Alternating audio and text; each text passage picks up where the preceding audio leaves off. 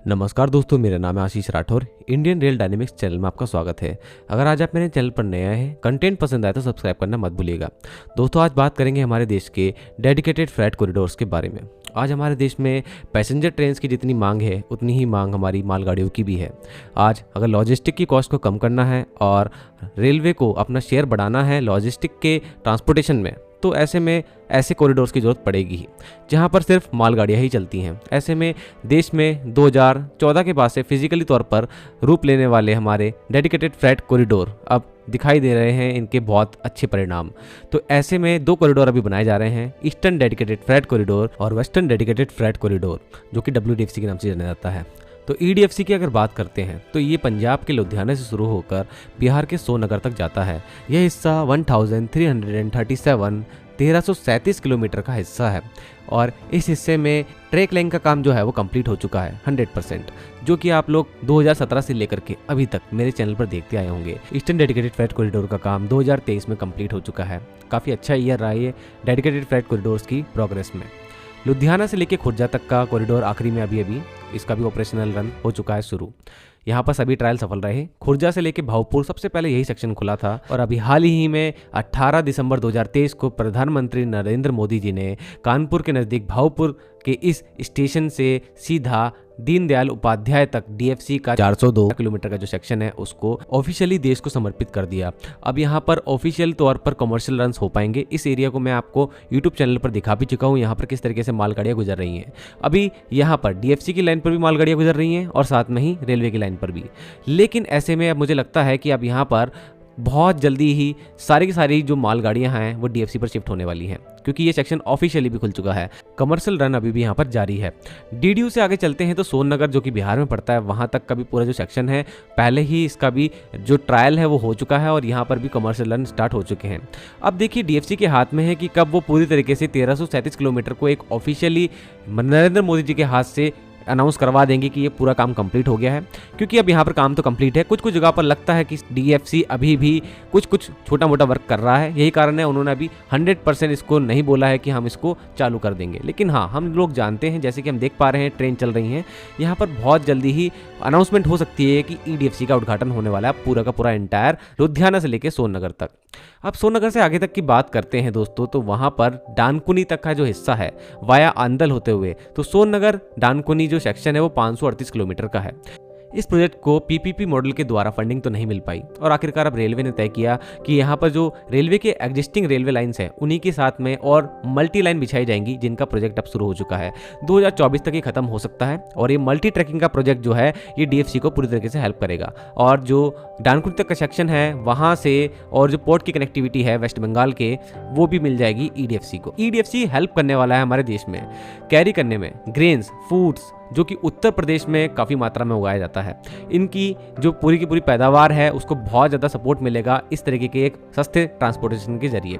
आजकल तो किसान रेल भी चलाई जा रही हैं, वो भी इन DFC पर शिफ्ट हो सकती हैं आसानी से।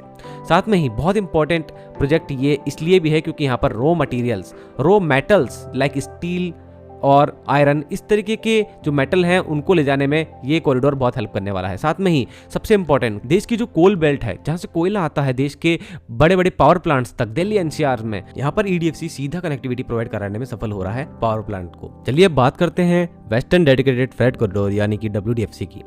दादरी जंक्शन ये एक ऐसा जंक्शन है उत्तर प्रदेश में जो कि EDFC और WDFC दोनों के लिए ही जंक्शन का काम करता है। यहीं पर आकर ये दोनों मिलते हैं। यहाँ से इसकी दूरी निकाली जाए तो दादरी रेवाड़ी होते हुए, पालनपुर होते हुए फिर मुंबई JNPT पोर्ट जब पहुंचते हैं तो 1506 किलोमीटर का ये पूरा एंटायर सेक्शन होने वाला है WDFC का। इसके अंदर अभी जो 80% से ज़्यादा काम कंप्लीट हो चुका है, उसमें लगभग 1043 किलोमीटर 1043 किलोमीटर का काम कंप्लीट हो चुका है। इसमें दादरी से रेवाड़ी, रेवाड़ी से पालनपुर जो कि गुजरात में स्थित है, पालनपुर से गुजरात के सानंद तक काम कंप्लीट है। इसके बाद सानंद से लेकर के गुजरात के मकरपुरा के बीच में 138 किलोमीटर का काम प्रोग्रेस में है और मार्च-जून 2024 के बीच में इस काम के पूरे होने की उम्मीद है। इसके बाद भी एक सेक्शन और छोटा सा है जो पूरा हो चुका है इसी साल, मकरपुरा से सचिन के बीच में। मकरपुरा से सचिन के बीच में ये 135 किलोमीटर का काम है जो कंप्लीट हो गया है। यहाँ पर अभी ट्रायल भी किए गए थे। अब इसके आगे चलते हैं तो सचिन से लेकर वैतरणी होते हुए जेएनपीटी पोर्ट तक जो काम है उसमें 186 किलोमीटर का सचिन से लेकर पालघर होते हुए वैतरणी तक का जो काम है वो जून 2024 तक कंप्लीट होने की उम्मीद है। इसके बाद फिर वैतरणी से जेएनपीटी पोर्ट तक 109 किलोमीटर का काम जो है वो टेंडर में थोड़ी देरी होने की वजह से, जो कि पहले एक कॉन्ट्रैक्टर ने थोड़ा डिफॉल्ट किया था, उसके बाद नया कॉन्ट्रैक्टर यहाँ पर आया है, तो बताया जा रहा है कि दिसंबर 2024 तक डेडलाइन रखी गई है कि इस काम को कंप्लीट किया जाएगा। हालांकि यहाँ पर घाट सेक्शन होने की वजह से टनल्स का पार्ट भी ज़्यादा है इस पूरे सेक्शन में, सचिन वैतरणी और जेएनपीटी पोर्ट तक भी, तो यहाँ पर इसलिए काम में थोड़ा सा धीमापन है। इस प्रोजेक्ट में दोस्तों WDFC में एक खास बात है, इस प्रोजेक्ट का एम है सीमलेस कनेक्टिविटी प्रोवाइड करना देश के बहुत ही इंपॉर्टेंट पोर्ट से, और यहाँ पर गुजरात के 3 इंपॉर्टेंट पोर्ट अभी कनेक्ट भी हो चुके हैं, Kandla port, Mundra port, Pipavav port. इनको फीडर लाइन जो कि वहाँ के जोनल रेलवे CR और WR इन्होंने प्रोवाइड कराई हैं, और WR आगे जेएनपीटी में भी प्रोवाइड कराने वाला है। तो इन दोनों ही रेलवे जोन्स की मदद से और DFC की मदद से इन तीनों पोर्ट की कनेक्टिविटी हो चुकी है। और यहाँ पर जो पोर्ट हैं वहाँ पर सबसे इम्पोर्टेंट जो माल आ रहा है बाहर के देशों से और जो एक्सपोर्ट इंपोर्ट हो रहा है उस बिजनेस में WDFC का बहुत अहम रोल है। और इसमें जो WDFC में बड़े बड़े कंटेनर आते हैं तो उसके लिए एक बहुत ही अनोखा काम WDFC में हुआ है। यहाँ पर दुनिया का एक इकलौता रेलवे कॉरिडोर है अपने आप में WDFC, जहाँ पर electrified high rise OHE section मौजूद है। मतलब यहाँ पर जो OHE मास्ट और OHE के अंदर जो भी कंडक्टर्स होते हैं उनकी जो हाइट है वो नॉर्मल नहीं है और देशों के मुकाबले, और हमारे नॉर्मल इंडियन रेलवे के मुकाबले वो 7.57 मीटर तक ऊंचा है। यही कारण है यहाँ पर जो कंटेनर हैं वो डबल स्टेक और ट्रिपल स्टेक मोड में भी ले जाए जा सकते हैं। ट्रिपल स्टेक के लिए न्यूली मेड ड्वार्फ कंटेनर का यूज़ इंडियन रेलवे इस टाइम पर कर रहा है, जिससे कि एक ही ट्रेन में कई ज़्यादा माल ले जाया जा सकता है और इसमें कई ज़्यादा कॉस्ट की बचत और ज़्यादा हो जाएगी। और एक कॉस्ट की बचत और हो रही है जो कि इको फ्रेंडली भी है कि यहाँ पर इलेक्ट्रीफाइड लाइन मौजूद है। यही कारण है इलेक्ट्रिक इंजन से ये वाली स्पेशल डबल स्टेक और ट्रिपल स्टेक कंटेनर ट्रेन चल रही हैं।